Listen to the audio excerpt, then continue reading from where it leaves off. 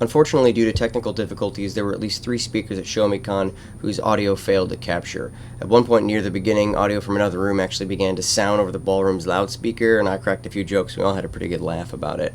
I've re-recorded the details of the presentation to make them available for everyone who has requested this research and for the InfoSec community at large. Please forgive any odd editing anomalies you will no doubt notice, as I'm no professional video editor. My contact information is available at the end of the talk if you have any questions, and I will attempt to address all of the questions at the end that I can remember. Thank you, and I apologize for this inconvenience. Thank you all for coming. This is The Making of ch0mps, how the Bitcoin crash facilitated the making of an affordable monster. I'm Enigma. If you're interested in any of my personal details, just come see me after the talk. So the impetus behind this really started several years ago when I was looking for motherboards that had a large number of PCIe X16 slots on them for a password cracking rig that I wanted to build. The idea behind this being a reduction in components should lead to an increase in performance by eliminating potential bottlenecks. These motherboards were pretty hard to come by, and they were not very cost effective either. But since the advent of the crypto boom, there was a market now for manufacturers to create these custom mining motherboards that had a very large number of PCIe X16 slots on them. So now they were available and they were more affordable. Now, when crypto dipped, that also made these motherboards a lot more affordable, and there were miners that were now flooding the gently used market with a lot of power supplies and GPUs that were very affordably priced. So taking advantage of this environment was a kind of a perfect storm of sorts of being able to get hardware and technology that didn't exist just a few years prior, and some pretty top-of-the-line hardware at an incredibly low price. Here's a list of the components that are used in the build. We'll go over them in greater detail later in the talk, but the main emphasis is on the BioStar TB250 BTC D Plus motherboard and the 1080 Ti gaming GPUs that I got from a couple of ex-miners. What's out of scope for this talk is your standard PC build, with the exception of some power supply specific details that we'll go over here in a moment, and the operating system installation steps. I do recommend Parrot OS. That's what I used in this build, and you're going to need to make sure to remember to plug in your monitor into the onboard video of the motherboard. Don't plug it into any of your graphics cards, and there'll be a little bit of detail we'll go over in terms of the grub boot menu. Now, about the ATX power supplies. You can use server and or ATX power supplies, either or work, or you can use a combination of both, but the 24-pin connector ports on the ATX power supplies require a 24-pin connector port on a motherboard to be connected to before they'll allow power to flow. Now, this motherboard does not have said port, and you're going to need to jump 2 of the pins on this port so that power will flow. You can see right here a picture of this, and I'll give you a larger one coming up. Here we go. So if you take a look at this, this gives you the 2 pins that you're going to need to jump so that it will allow power to flow, which basically is just tricking the the ATX power supply into thinking it's plugged into a motherboard.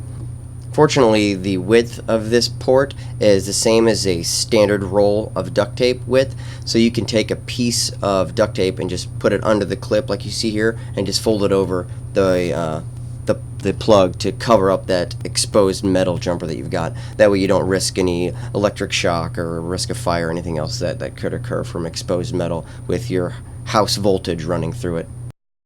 In terms of how to connect your power supplies to this motherboard, you need to keep in mind one very important thing. There's a row of 4-pin connector ports on the side and across the top of the motherboard.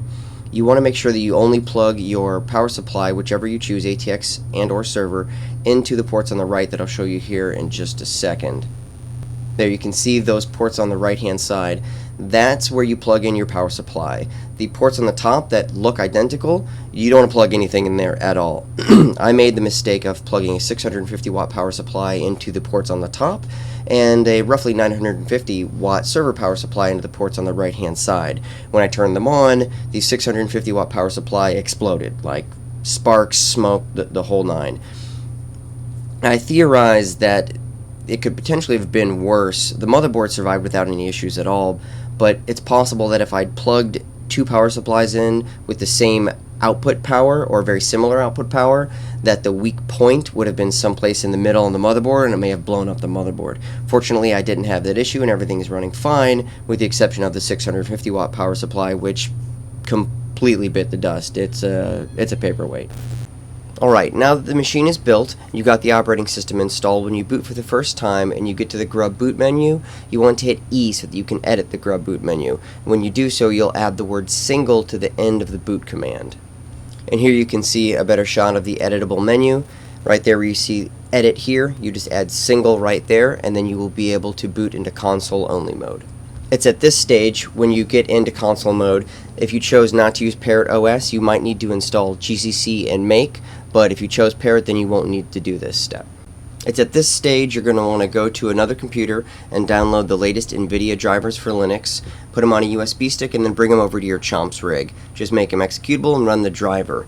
You might run into the error that'll pop up that says the Novu kernel driver is currently in use by your system. And if you do, it's going to ask you, do you want to disable the Novu driver? You want to go ahead and select yes to disable it, and it will place a blacklist file at the path on your screen. And this is what the screen looks like, so you just go ahead and hit OK there. And at this stage, you will update the init RAM FS with the command on your screen to purge the system of Novu, and then you will reboot your system. Now once it boots back up into console mode, you're going to run the driver again. This time it will ask you if you want to run the NVIDIA Xconfig utility. You're going to select no, you do not want to run it. This is what the screen looks like, so you will just hit no there. And then you'll see the install complete pop up. At this point you just hit OK. And then reboot your ch0mps rig. When it comes back to the grub boot menu, hit E again to edit the grub boot menu, and this time go into the spot you see on your screen where it says remove, and that word single that you added to the end of the boot command, you're just going to remove that so that it can boot back into the GUI like normal, and then reboot your machine to boot into the graphical user interface like you would normally. Now that you're booted in and everything's installed, your drivers are good, everything's ready to go, you want to go directly to hashcat.net and download the latest version of the Hashcat software. Even if you chose Kali or Parrot or anything else that has the Hashcat software bundled with it, you do not want to use or trust that software. You want to make sure that you go out to hashcat.net and download the latest version, so that way you've got the right software to use. Alright, going forward, we're going to take a look at some Hashcat usage tips for performance increases, and we're going to do some theory validation testing to see if the component reduction to equal bottleneck reduction and performance increase enhancement theory actually holds some merit. So the first parameter you're going to want to use is the TAC capital O. This is a set of kernel optimizations to increase your performance. It sets you at a hard limit of 32 character passwords, so you can't crack anything longer than 32 characters when you use this. The hard limit without it is 256 characters, but unless you're going after like a particular encryption key and you've got some chance of actually going after something with that huge of a character space, then it's really not an actual limit that means anything. It's not going to impede you in any real way. The other option that you're going to want to make sure you don't use is TAC username. So you do want to use TAC capital O for the kernel optimizations, and you do not want to use TAC username. This option ignores usernames that exist in hash dump files. So if you have a large hash dump and there are usernames and hash is separated by colons, this username option will ignore all of the usernames in that hash dump so that you don't have to carve them all out. However, it cuts your cracking speed in half, so I highly recommend using sed or awk or something to carve all of that out and just leave hashes in your hash dump file. Next, you're going to want to make sure that you use TAC capital D2 to force GPU only. You can also use OpenCL platforms and then equals whatever number is appropriate for your computer, but that's not going to be the same on every rig. So using the dash capital D2 will always force GPU only, and that's probably the best option to use for most people. You're also going to want to set your session name for each cracking attempt with TAC session and then specifying a session name. This allows you to pause and restart without losing your progress. This is great in the event of a tripped breaker or a power failure, if you have a small child that crawls under the desk and hits the switch on your surge protector, and you can restart any of these saved sessions with the command that you see at the bottom of the screen. For brute forcing, you're going to want to make sure that you use the tac-i to increment, and this is used most commonly with tac-tac increment min and tac-tac increment max to specify the character space. So in the instance that you see on your screen, if you were to use those three options together, it would brute force all 8 character passwords, and then all 9 and 10 and so on up to all 16 character passwords.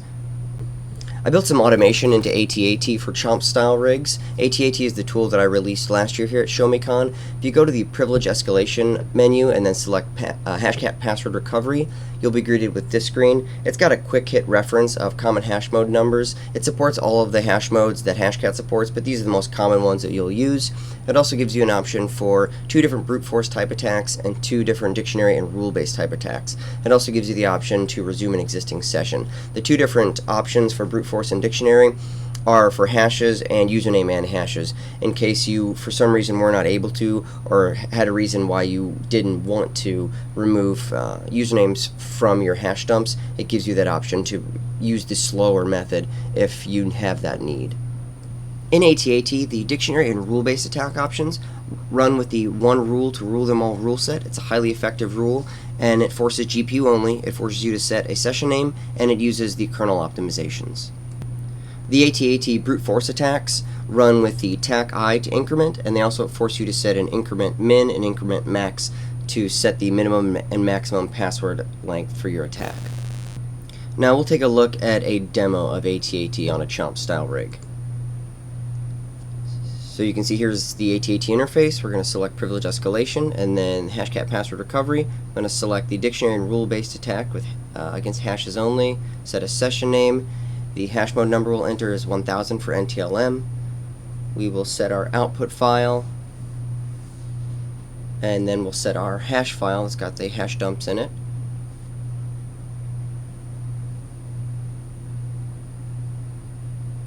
And we will set the path to the dictionary file as well. And for this example, we're going to be using the RockU dictionary. And again, this is with the one rule to rule them all rule set.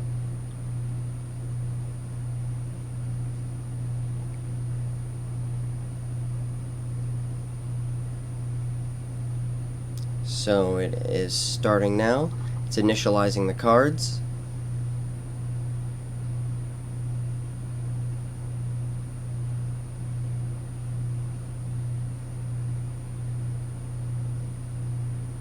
Okay, they're all initialized, and the attack has begun now.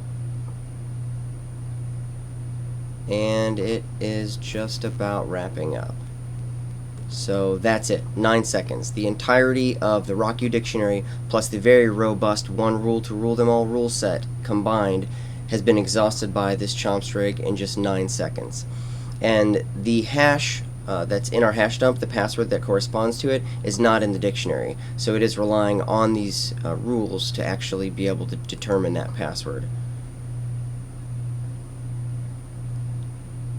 So we will go ahead and check the output file.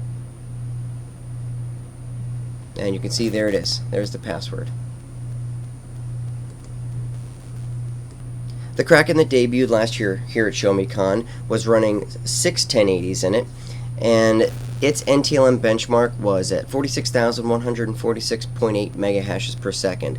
So that is the benchmark that we want to try to meet with a ch0mps style rig to have any justification of our theories, to get some validation on whether or not the component reduction is going to give us any performance increases. So ch0mps in its infancy was running 5 1080s against the comparison rig's 6 GPUs, and it has also a 770 that I put in there that I had lying around. So it's effectively a 5.1 GPU rig compared to a 6 GPU rig. When we run a NTLM benchmark against the 5.1 GPU ch0mps rig, we can see that we're coming in at 53,088.8 megahashes per second. So that's looking pretty good. The theory seems to be gaining a little bit of validity. ch0mps is surpassing a fully grown Kraken at 46,146.8 megahashes per second with a speed of 53,088.8 megahashes per second. And that's with less hardware in it than the traditional style comparison rig. So at this point we went ahead and we built it out a little further, and we're running ch0mps at a full 7 1080 Ti's now. And let's check the stats to see what the benchmarks come in at. ch0mps running an NTLM dictionary and rule-based attack with kernel optimizations and 7 1080 Ti's is coming in at 84,091.2 megahashes per second. That's over 82% faster than the 46,146 megahashes per second, and that's with only one more graphics card in it. A ch0mps NTLM brute force attack with no kernel optimizations and 7 1080 Ti's is coming in at 189.4 gigahashes per second, and with the kernel optimizations against an NTLM brute force attack with 7 1080 Ti's in the ch0mps rig is coming in at 349.9 gigahashes per second. That is blazing fast. At this stage, I took a look at another traditional style rig, your rack-mounted style rig. There was an article in Security Ledger from 2012 by a researcher named Gosney, who created a machine with a pool of 25 virtual AMDs to brute force strong passwords. And here is a look at his rig there. And he's quoted in the article as saying, "I have way too much invested in this to not get some kind of return out of it." Since I'm knee-deep in this whole milieu, when I read that I thought, so exactly how much investment are we talking here? And fortunately someone else asked the very same question below in the comments of the article. And the response was at least $20,000, if not closer to $30,000 to build, and $2,000 a month just to host. That to me was staggering. That blew my mind. Like roughly $30,000 plus $2,000 a month just to host it. But he's talking about 25 GPUs, so this is not exactly an apples to apples kind of a comparison. So the speed differences must be just absolutely enormous, was the first thing that I thought. But it's that mention of virtual GPUs in the article that kind of raised an eyebrow. I was a little dubious about that. I didn't really understand what that meant, and it seemed to go against my theory of reduced complexity. So let's take a look at his benchmarks to see what he's able to do with this type of a rig. And you can see his published benchmarks here, with NTLM coming in at 348 gigahashes per second. I was a little confused when I first saw that, and I thought there must be some kind of mistake since ch0mps can easily smash through NTLM at that speed. So I went to do a little bit more digging, and there was an editor's note on the article, and this last line here gave me what I needed to know. It says long 8-character NTLM passwords would take around 5.5 hours. So for 8-character NTLM coming in at about 5.5 hours, we're definitely talking brute force here, and this is also definitely equal to, at best, or slower than ch0mps. Now, the article didn't state whether or not that 5.5 hours against NTLM included all upper, lower numeric, and special characters, but I went ahead and did a test on ch0mps for all 8-character upper, lower numeric, and special character NTLM passwords, and with 7 1080 Ti's, it's coming in at 5 hours and 16 minutes. So if you have an 8-character Windows password, regardless of what's in it, ch0mps is guaranteed to break it in at max 5 hours and 16 minutes. Things are looking pretty good at this point. Theory seems to be thoroughly validated against two very different style of traditional rigs, but this BioStar motherboard actually has 8 PCIe X16 slots on it, so we can push this beast even faster. Also, just as an aside, I'm using a 350 cubic feet per minute cooling solution.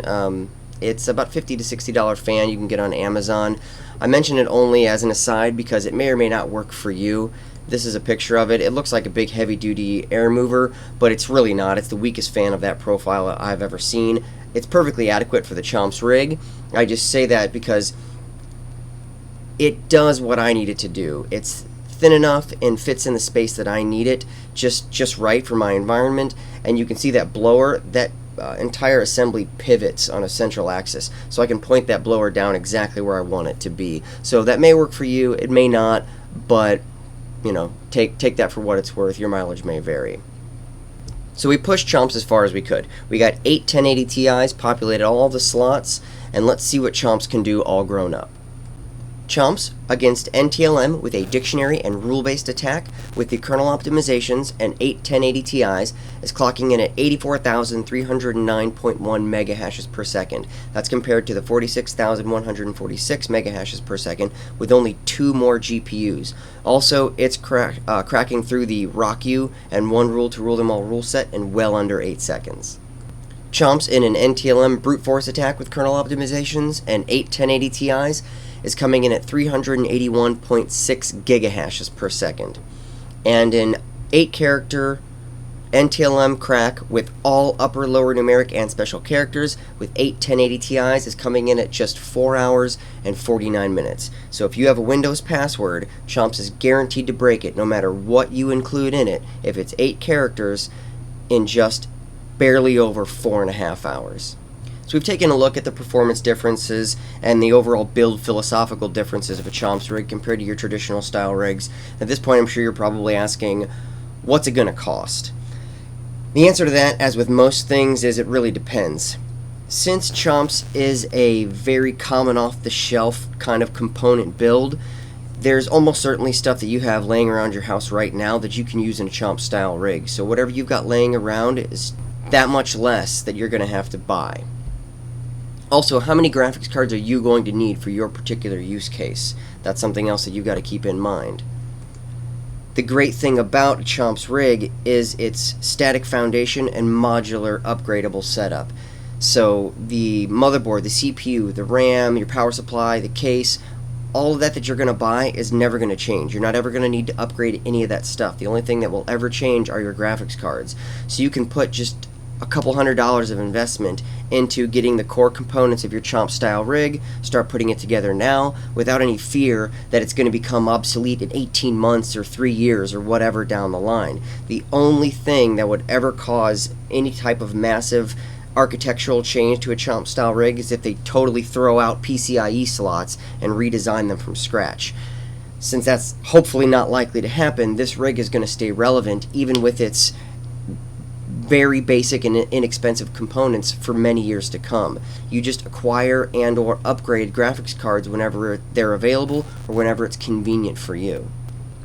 So my ch0mps rig, keep in mind this comes in higher than you're going to need to go, but I'm coming in at just a hair over $4,300. Now that is easily half the cost of even your most basic inexpensive traditional style rigs, to say nothing of the $30,000 and $40,000 rack mounted style rigs that are out there. This is roughly 10% of that cost. The BioStar TB250 BTC D Plus motherboard is $99 on Amazon. The CPU that I got, you don't have to buy that one. You can get a more cost-effective one. Anything that's going to fit the socket on the motherboard will do fine. I've got 16 gigabytes of RAM. That's obscene in a rig like this. I got it because that's the max that the motherboard would hold, and I'm doing testing and research. You don't need anything anywhere near that big. You could get away with 8 gigabytes easily, and you could probably get away with 4 gigabytes without any complications. I got two 1000 watt ATX power supplies from a couple X-Miners. I had a server power supply laying around the house in my lab, and I got the 8 1080 Ti's from the same two X-Miners. These guys were great. They were really helpful. They got into the mining scene, it seems, a little bit late. I asked them for the original purchase receipts for these cards because I wanted to know their maximum age before I bought them, and I knew that at the time I purchased these cards, they were not even a year old yet. They were very forthcoming. They provided me with all of the original purchase receipts from the various retailers that they bought all these cards from. So I knew their absolute age, and they told me that they'd use them for about 4 months in their mining rigs. So if you take anywhere from 4 months to a maximum of about 10 months of usage, having a card that's been in a 24/7 mining rig for between 4 and 10 months tops, if there were any RMA issues with that card, it almost certainly would have cropped up and failed at that point or had some kind of an issue. These cards looked amazing. They were in great shape, still had all the original components and gear and boxes and all that jazz that comes with it, so they took really good care of them, and I knew that they had been in use for at max 10 months. They seemed pretty upstanding guys and were very easy to deal with. They seemed like honest gentlemen to me, so if they say they were in the rigs for 4 months, honestly, I believe them. But having those cards, like I said, run in that environment for that period of time almost completely eliminates any kind of a risk from an RMA for any of these cards. And getting 8 1080 Ti's at just over $3,900 last year is an unbelievable price. So that was huge. That was one of the best, taking advantage of the crypto market and everything that was going on at that time to be able to use this to my advantage to really make something fantastic as under budget as I could for that particular component. Now, there's also a 500 gigabyte hard drive I had laying around in a dead laptop. And the PC case, I just went up in my attic and I looked for the biggest, most ancient, beastly desktop I could find, and I tore that apart and used that as the case. Also, because I used a server power supply, I had to use a server power supply breakout board. They're very inexpensive. You can get them on Amazon. Just make sure you get the right breakout board for your particular make or model of server power supply. So what does all this mean? At $30,000, not including the $2,000 a month hosting costs, ch0mps is about 10% the cost of your average traditional rack-mounted style rig, and it's faster. The new technology enhancements, the new hardware that's available, really opens up the door for anybody who wants to get into password cracking now. Anyone can do this. The cost is way low. Like I said, you can just put in a couple $100s, grab some extra components you have laying around the house, and you can start building this and putting it together for very low investment. The barrier to entry is so much lower now. Combining that with the AT-AT automation that I've got built in, you don't even need to fiddle with hashcat syntax. You can put a little bit of time and some money into starting to put this thing together, and then you'll have a very robust, very competitive, ultra affordable, and super simple password cracking rig. And this is what it looks like. You can see there's ch0mps. You can see the yellow fan on the right hand side there pointing down at the rig. And here's a closer up shot of it. You can see the cards I'm using. I've got one Asus ROG Strix 1080 Ti OC edition. I've got 3 EVGA SC2 gaming cards and 4 GB gaming OC cards. The interesting bit about that Asus card is it's a 2.5 slot width card, and I didn't know that when I got it. So the problem with that is if I put it in, it's going to prevent me from being able to get access to one of my PCIe slots, and I needed all of them for this project. So I carved open the bottom and peeled back the metal so that it could stick out the side of the case. This really increased airflow and helped out quite a bit and gave me the ability to be able to get access to all my PCIe slots that I needed for the rig. So that's ch0mps. Not the prettiest dog on the block, but by far the meanest. And there's my contact information. Feel free to reach out to me after the talk. Thank you all for coming. At this point we had quite a few questions. There was some really good feedback, and unfortunately I can't remember all of the questions. The two main ones that stuck out to me were power bill, so power consumption differences. Since ch0mps isn't running all the time, I really didn't notice too much of a power spike from usage, so my power bill hasn't really changed much, in spite of the fact that I have ran cracks that run for a couple of days. So it has had, at least a few days 24/7 running on a cracking process. So as long as you're not using it 24/7, I don't think you're really going to notice any kind of a power bill increase from using a ch0mps rig. Other than that, I think one of the things that I added in was it does heat up the room when it's running. So for two main reasons, off-peak cost for electricity consumption in the winter and having a lower ambient temperature are both conducive to running the ch0mps rig efficiently and effectively. So I would recommend, if you have anything that you want to run in over a long extended period of time, try to run that in the cooler months. It'll just be cheaper and more comfortable for you. But in spite of that, I've run it in the summer, and I haven't really noticed much in the way of a power bill increase, although you definitely do notice it in the increased temperature of the room. The other question was revolving around RAM usage in Google Cloud or in AWS environments compared to a ch0mps rig. So I mentioned being able to cut the RAM down and it not having an impact. I ran, and this is in relation to the size of the dictionaries that you're using in dictionary and rule-based attacks. So I ran attacks with dictionaries that were massive, dozens of gigabytes, well above the RAM capacity that I have on my machine, and I didn't have any issues with that. I don't know if that's because this is distributed across the RAM in the GPUs. There are 11 gigabytes of RAM for every GPU, but one of the people one of the people in the audience asked me about this. They'd run into some RAM usage issues in Google Cloud and AWS environments. So I don't know if that's just an infrastructure difference as to why they ran into that complication where I didn't on the ch0mps rig, but I was definitely able to run dictionaries that were far larger than the amount of RAM I had on the motherboard itself, so that shouldn't be an issue in a ch0mps rig. Other than that, there were some requests for some detailed write-ups on how to actually build it and just some of the technical specifications, and I may put something like that together on GitHub just so it's available. There are some motherboard specific items, like there's a jumper cable that you run from one place to the other on the motherboard. However, it comes with the motherboard and that's a part of the instructions, so it's not like a unique thing to my particular build. It's just something you'll have to deal with using that BTC D Plus motherboard. Unfortunately, I don't remember any of the rest of the questions that there were. We had quite a few of them, so I apologize. I appreciate everybody taking the time to pay attention to this and to listen to the talk. I hope that this was beneficial, and if you guys have any other questions, feel free to reach out to me. I'd be more than happy to help everyone out. Thank you for your time.